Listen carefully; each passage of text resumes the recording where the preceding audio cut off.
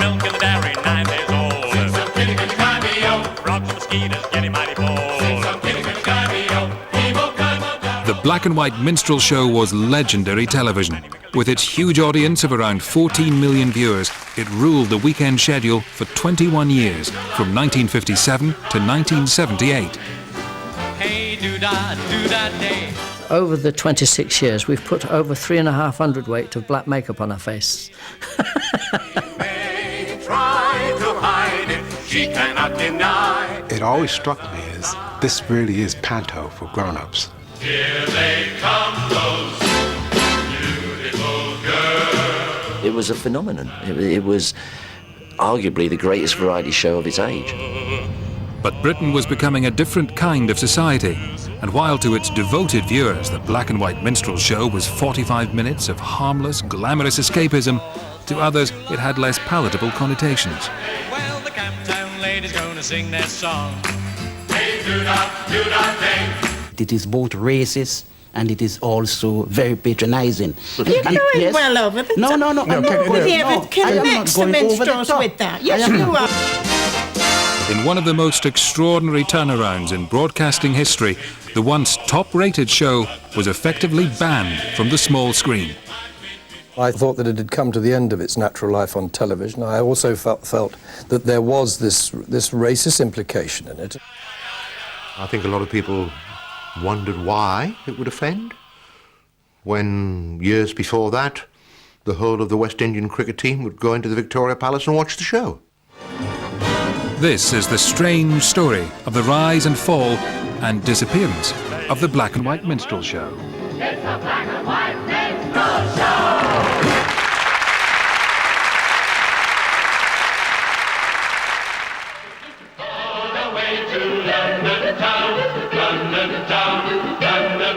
The black and white minstrel show was first broadcast as a special in 1957.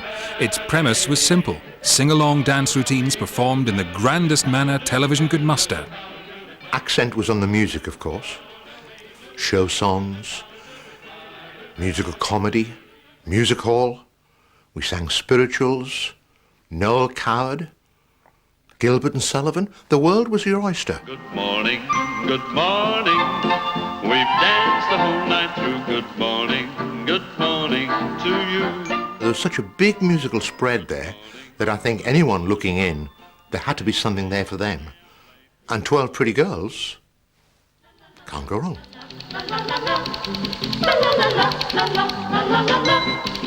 Dancer Kay Matthews was a television topper on the show for 3 years.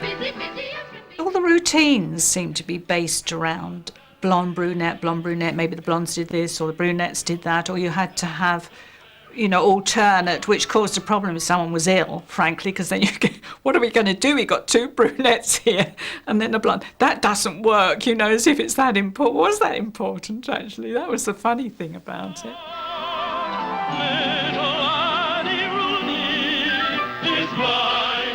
The modern minstrels based their costume on the original minstrels of 19th century America.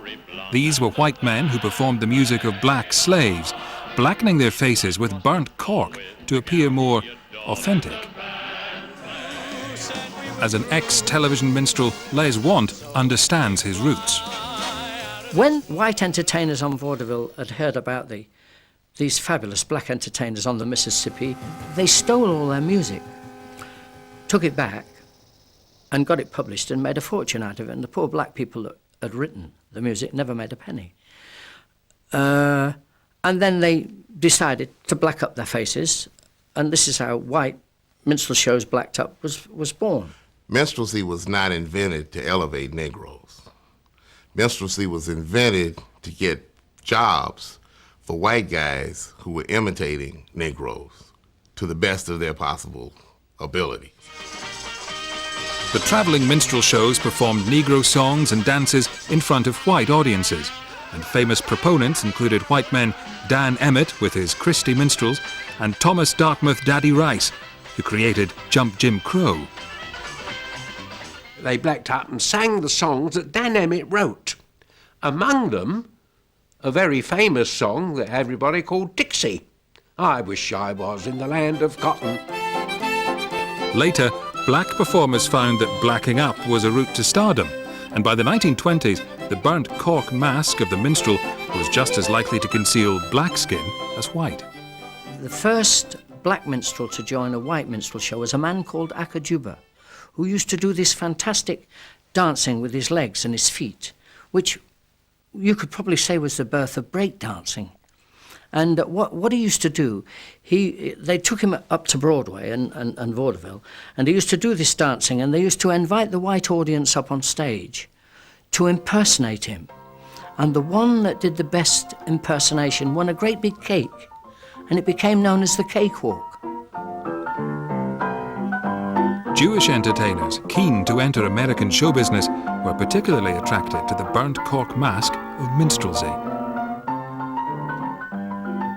If you look, at Al Jolson and the jazz singer, this is really about the relationship, the very strange relationship between Jewish entertainers and blackface minstrelsy. And here you have Jewish immigrants who want to become integrated into mainstream American society, but having to sort of use this mask and play out being kind of minstrelsy figures. It's not just this performance mask. It's a rejection of his Jewish background and an embracing of American show business. Mammy, I'm coming. I hope I didn't make you wait. Mammy, I'm coming. After a while, they realised that they hadn't got the big, white, expressive eyes that the black entertainers had. And I just personally think that they put a bigger white ring around their eyes to give this expressive eye business. Jolson never did that. He stuck to the original minstrel makeup, just a white mouth, put on to give the expression of happiness and sadness. Minstrel traditions were brought to prominence on British radio in the late 1940s, when BBC producer Charles Chilton seized on the catchiness of minstrel songs. The minstrel show was the show from which all popular song came. If anybody whistled a song in the street, bet your life it originated in a minstrel show. So I thought, well, this was a phenomenon that ought to be investigated. And I did this history of the American minstrel show called Gentlemen Be Seated. Gentlemen, be seated. Sing, sing, darky, sing. Don't you hear the banjos ring? Sing, sing, darky, sing, sing. The choir that Chilton used for his shows had been developed by accountant turned choirmaster George Mitchell. That was the only decent choir around. There were a few other choirs. There was the BBC Men's Chorus, which people avoided if they possibly could, and because they didn't have the feel of popular music. And so George Mitchell filled a very good space. I don't think he had no idea how popular he was going to become in the end. By the late 50s, George Mitchell and his singers had moved to television. They appeared in various guises on shows such as the Festival of British Popular Songs and the George Mitchell Glee Club.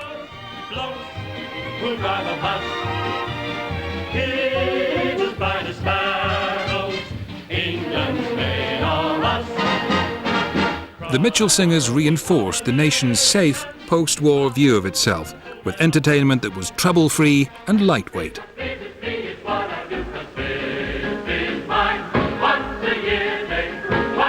And behind it lay a presumption that Britain would always remain the same.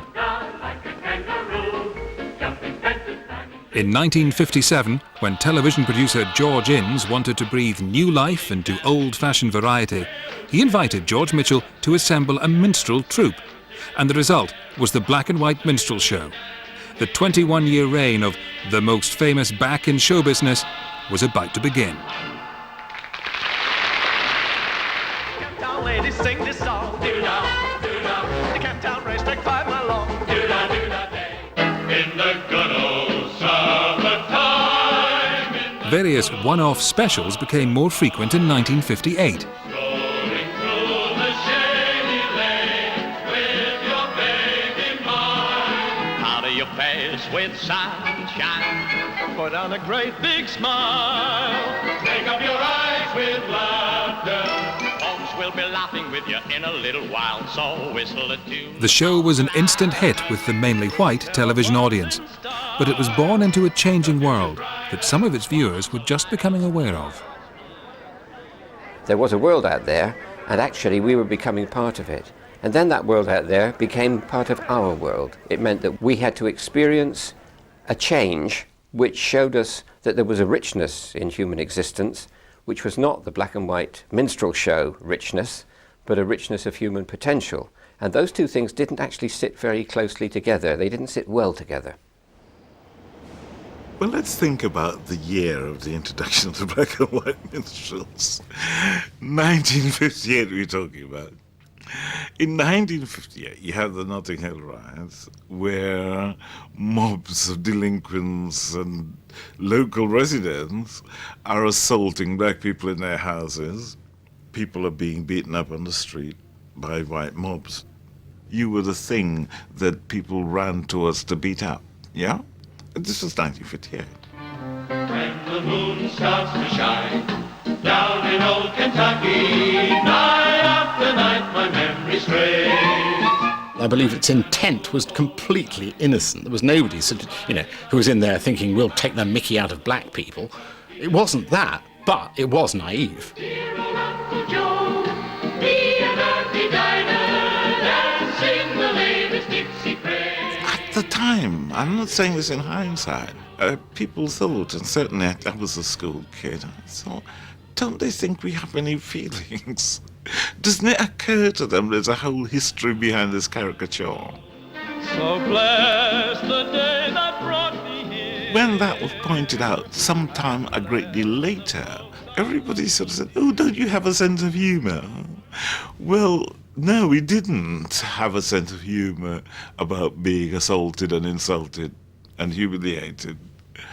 So there's something I still can't get my head round, looking back to 1958, that it didn't occur to them that there were tensions implicit in the idea of introducing this sort of entertainment.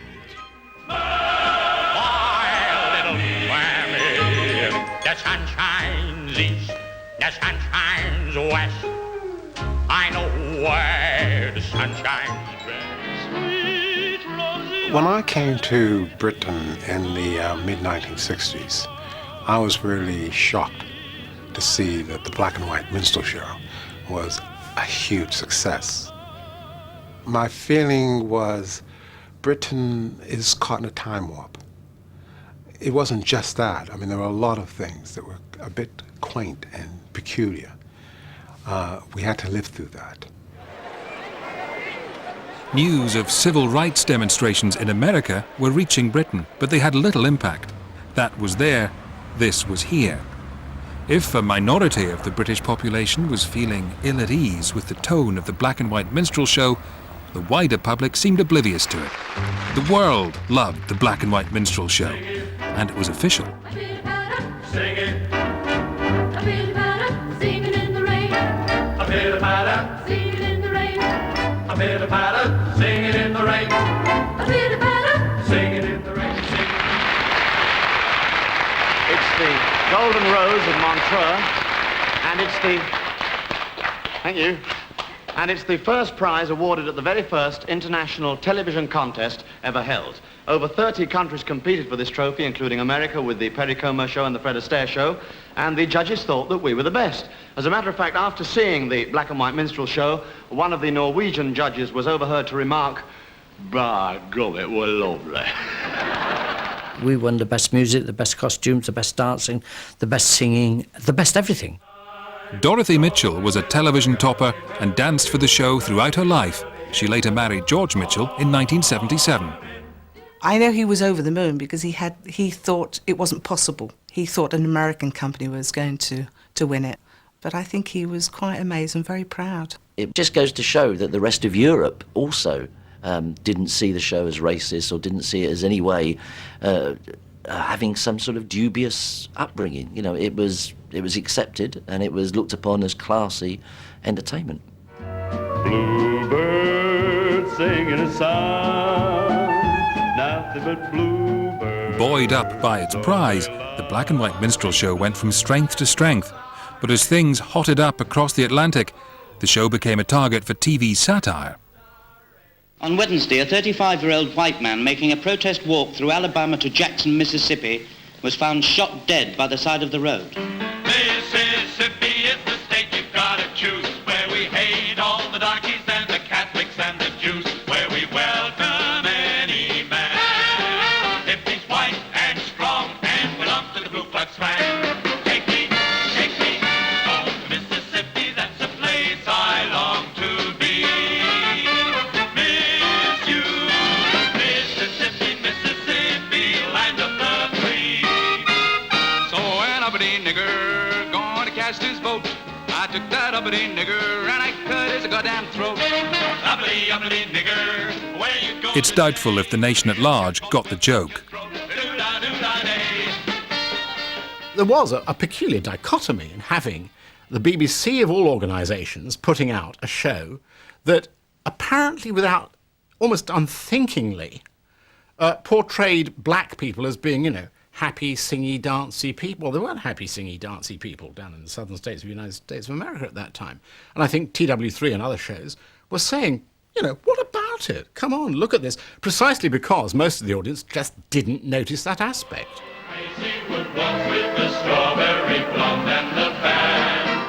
The black and white minstrel show was now enjoying its greatest popularity.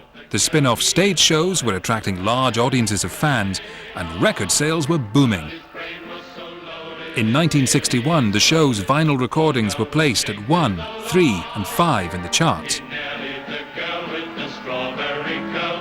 Lead singers John Bolter, Di Francis and Tony Mercer were becoming household names.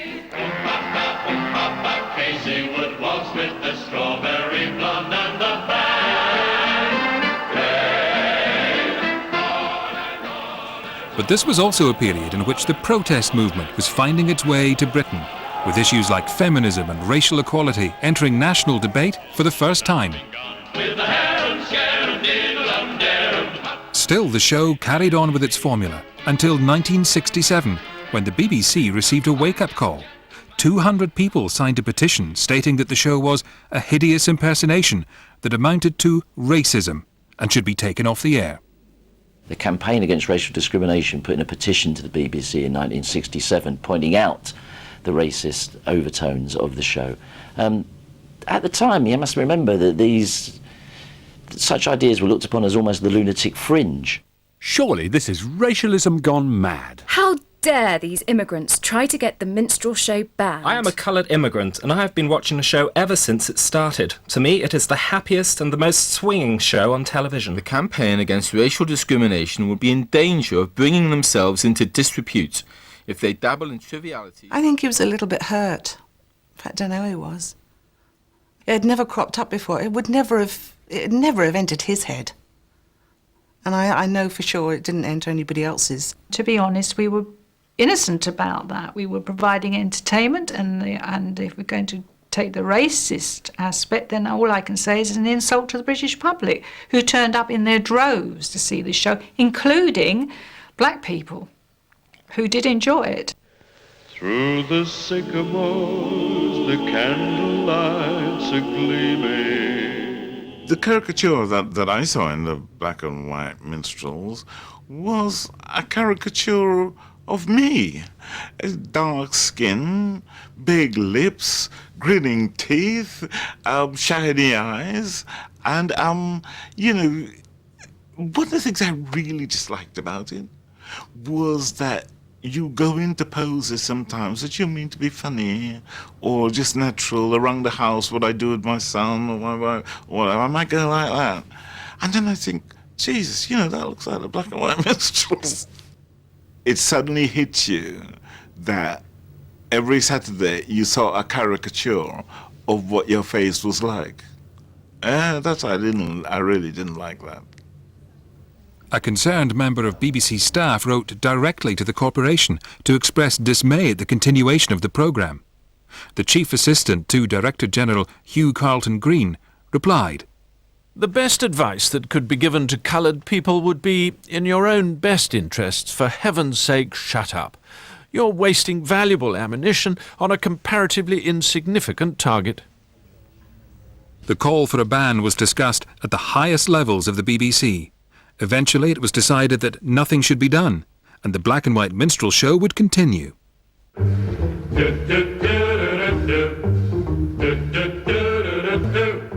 The BBC thought this didn't represent the views of the nation. They were probably right at the time, to tell you the truth, but they probably thought it didn't represent the views of the nation, and therefore they ignored it. The minstrel show carried on regardless. It's the Black and White Minstrel Show! Only months after their brush with controversy, the Minstrels bounced back with a show specially designed for the new colour television service that had just been introduced. My love, I'll have to leave you while the river's running high, but I never can deceive you, so don't you wipe your eye. When coloured TV came in, it gave you so much more scope, with costumes, with scenery, with more ideas that you could do. Not only when the colour came in, but other modern inventions started to come in, so we were able to use sort of very modern in those days, backdrops. Anything funny or anything comical that had to be done, they came to Les. Nobody loves a fairy when she's 40. Nobody loves a fairy when she's old. Once the makeup was on, you forgot about it. I've worn it for 26 years, and I've not even had a blemish on my skin. I think it probably worked as a mud pack. You know, they used to be in little quarter-pound packs of Max Factor makeup. It used to be called Negro No. 2, can't be called that now. Max Factor must have made a lot of money out of the black pancake makeup, and the doctors must have got fed up with the boys having to have their ears syringed, which they did because the black used to get right into their ears at times. I wish I was in Dixie, hooray, hooray. With the challenge of colour television occupying the minstrel team, most remained colour-blind to the concerns of minorities, until they began to encroach on their showbiz cocoon. We were rehearsing the show in the afternoon, and the boys had their black makeup on, and in the lunch break they all went up to the stage door, myself included, to get some air, and that stage door opened onto a little alleyway, and across the other side of the alleyway, which was only about 20 feet, 15 to 20 feet, was a line of black people, the families. They were going into the cinema that was on the other side of this alley where the stage door was, and I saw the way they looked at these black faces and white mouths, and their faces somehow dropped and looked in bewilderment.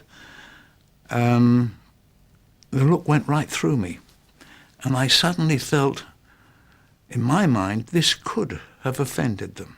We didn't really think much of it until we did a Royal Variety performance at the London Palladium. I think it was in the early 70s or late 60s, when Diana Ross and the Supremes were right at the top. And we're doing a dress rehearsal, and we're all in our makeup and everything, and we're all excited that Diana Ross and the Supremes, we were thrilled to be on the same bill.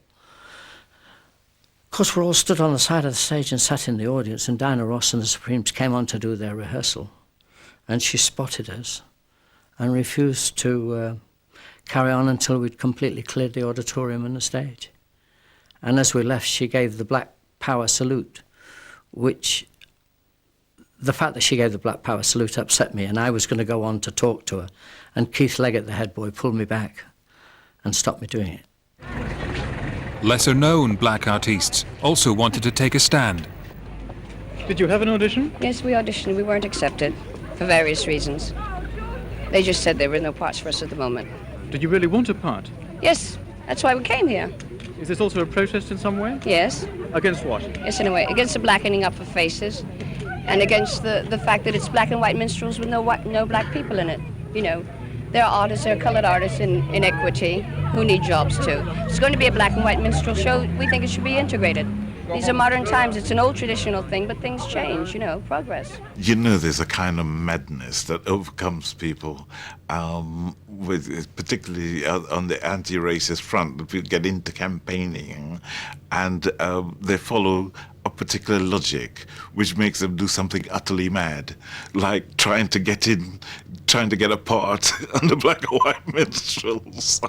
And yes, the logic is that black actors ought to be able to act in anything, but wait a minute, you want to act in that? People only got into the show if they were good enough. And if there'd been a black person who was good enough, they were in. And we did have 2 or 3 of the black boys. Unfortunately, we never got a black girl. I don't know why we didn't, but we never did.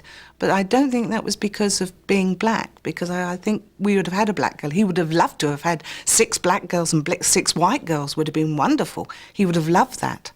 But of course, they didn't come with the talent. Lady love, she is my dove. As the show became more racially conscious, changes were made. It's believed that 1 or 2 black actors did perform as minstrels. She's the only queen. Viewers began to question what lay behind the mask, and so sometimes the program makers relented. Judging by your letters, some of you would like to see what our soloists look like without their makeup. So if you'd like to follow camera 1 down through the dressing rooms, we'll look in on Di Francis. I wouldn't have to work hard. Yak-a-deedle, like-a-deedle, like-a-deedle, like a doom. Lord, who made the lion and the lamb? You decreed I should be what I am. Would it spoil some vast eternal plan if I were a wealthy man?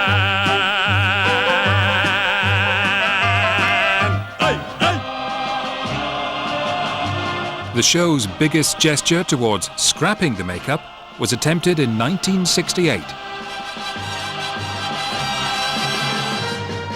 George had really sort of said, well, look, do we need the black makeup? Why do we have the black makeup anymore? So they did try Masquerade, which was exactly the same format as the black and whites. In fact, you wouldn't know the difference, except the boys didn't wear any makeup.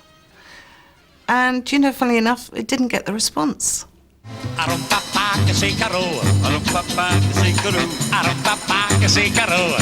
the way it goes. Generally, it was just felt that, well, okay, you know, it's novel, it's different, but it's not a substitute for the makeup that we're used to. When they had the black faces, there were eyes that were opening, there were expressions in all those faces.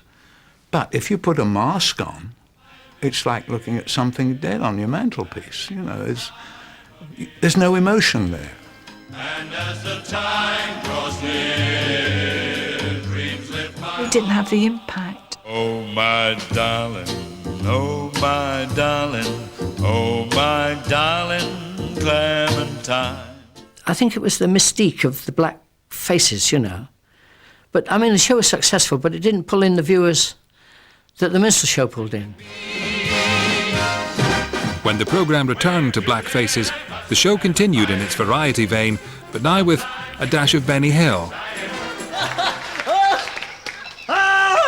Keith Harris joined the legions of entertainers who made their name through appearing in the show's comedy guest slot. What did you say? I said, if it hurts so much, why'd you do it?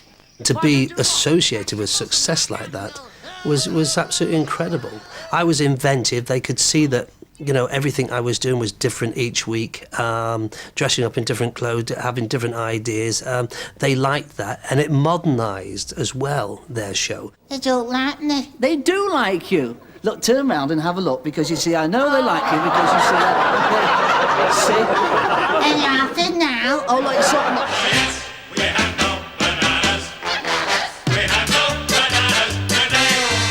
The comedy slot was occupied by some unexpected performers. We're dreaming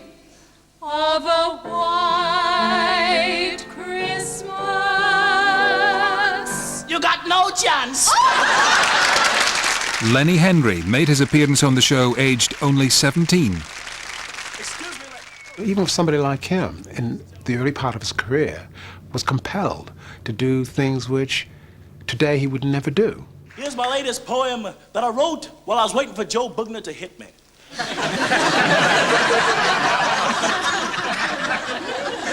Christmas comes once a year, and when it does, it ain't off dear. Expensive presents, a brand new suit, and a fabulous bumper bottle of... You splash it all out! It was a career move.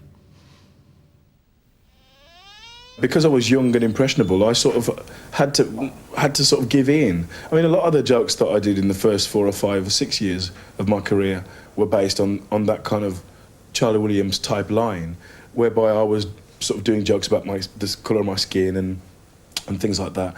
And of course, I sort of look back at it now and go, oh no, that was awful. But, you know, I had to go through it and I've learned, and from where I'm looking now, I've got my own TV show and things, and I can just be more in control of that now. You need hands, everybody, to tell some you're happy. That's better, sing along the blacks. You need hands. The truth is that the avenues of opportunity for people like that were so incredibly narrow that, you know, on this hand, go into a show that is notionally humiliating you. On this hand, don't go into a show at all. Which would you choose? By the late 70s, audience figures had reduced to between 6 and 7 million, fewer than half of the viewers enjoyed by the show at the height of its success. Did you ever hear a dream talking? As the television toppers paraded in swimsuits and mock beauty pageants, in the wider world, audiences were turning away from the Miss World contests. It was becoming evident that entertainment was being redefined. The black and white minstrels belong to the same world as Miss World, and it came in for that sort of criticism. It was to do with a set of attitudes which the whole country actually wanted to leave behind. And I'm not just talking just about the black people. With social attitudes changing rapidly, the BBC felt it had to address the problem of the black and white minstrel show. The weekly programme review board saw some straight talking between the controller of BBC One, Bill Cotton, and senior executives. The controller of BBC One wondered if this format had now had its day. The general manager of Enterprises said that the show still sold well. The head of television drama serials considered the show an anachronism in the modern world. I think that it had come to the end of its natural life on television. I also felt that there was this racist implication in it. And it's all very well people who are not black saying, I didn't think about it that way. It's the people who are black. The BBC blunted the executioner's axe by proposing some specials, but effectively the Black and White Minstrels' last show was on the 21st of July, 1978. When we did the last television show, you sit around and wait for the contracts to come through for the next series, but they never came through. And George Mitchell made enquiries, and the BBC said, well, don't think we can put it on again because it would be offensive to the ethnic minority of the country. And it was left at that. I mean, we still have never had a notice to say it's officially ended. As the final credits rolled, what had been a national institution suddenly disappeared. Those who'd been involved felt that they'd been airbrushed out of history. Suddenly, it all came to a stop, came to a standstill. And although I was producing the Morecambe and Wise show at that time, I used to meet with other producers and writers in the canteen at the BBC and on the corridors and the offices, and I never heard anybody mention what's happening with the Black and White Minstrel show. It was a bit heartbreaking, actually. You could not look back now and suggest that the BBC was wrong to pull it in 1978. They were, of course, right to pull it. I mean, you know, a point had been reached where it was simply absurd to have that kind of thing looking the way it did. And by 1978, it was looking ridiculous. It had run its course. I think it had run its course. It had been on for so many years, so many years. And don't forget, by that time, George was way into his 70s. He'd lost the spirit of it, and he didn't really want to go back to it. And I think the climate was right for it to stop. It stopped at its height, and that's what he wanted. He never wanted to come out, you know, he didn't want it to dwindle down to a sort of end of the pier type show. Would you like to tell us your views on its exclusion? By 1986, the BBC felt confident enough to publicly defend any further criticism of the black and white minstrel show's banishment, and plenty arose when the BBC omitted repeats of the black and white minstrel show from its 50th birthday celebrations. Now, this decision was caused uproar among the press and public, and many of you have written and telephoned us here at Open Air to express your feelings. Well, I think it very sad that in 1986 that a good, clean, family, harmless show should be taken off and deprive senior citizens of such wonderful entertainment. The only show that they dearly loved. I don't see the point. What's your 1986 or 1966? It's entertainment. It's good, clean fun. I have to say, I do think he's wrong. I do think that there is an entirely new audience in this country which is growing, which find it quite honestly offensive. It's also sexist as well as racist. You think it's sexist? Well, we're all entitled to our opinions, but even though I am Di Francis, I still feel that there's room for this show on television. There's nothing to touch it, and there never will be. You were talking Di Francis, that it's very entertaining. Immediately after emancipation, where those black people wanted to have a voice in the society in which they were living, not as coons, but as people. Right. Those same white people were putting on white gowns with slits and killing millions of black people. You're going well over the top. No. Nobody ever connects the minstrels with that. Yes, you are. It's like this Blackpool and Blackboard. It's not ridiculous. It's ours. It's not ridiculous. One head of television, which annoyed me, he actually said, I don't know why we put the damn thing on in the first place. But I mean, we were getting 18 million viewers. We swept the board at Montreux. I know it's different now, but then, you know, we were the biggest thing on television. The complete disappearance of the black and white minstrel show has led to a myth that the BBC obliterated any record of it. Some people think the black and white minstrel show has disappeared, has been ostracised from history, has been wiped out, all the tapes have gone, that there's nothing that survives of it. This is quite wrong. This is a fallacy. If you look at it all together, there's over 80 editions of the black and white minstrel show left. And that's a phenomenal number for a show from that period, an absolute phenomenal number. Certainly more than Sunday Night at the London Palladium, certainly more than the Billy Cotton Band show. If you look at Top of the Pops in the 1960s, 4 editions survive. The black and white minstrel show has gone, but its legacy lives on as a strange infamy. That an innocently intentioned show could, in just a generation, become such a screen pariah is one of the most extraordinary episodes in television history. But it's also a cautionary tale. I think the only thing you can learn from it is that you can never know what is going to happen in 20 years' time, even 20 years' time, never mind 50 years' time. You know, in 20 years' time, what are we doing today which will turn out in 20 years' time to be seen as being quite beyond the pale? We're probably doing something.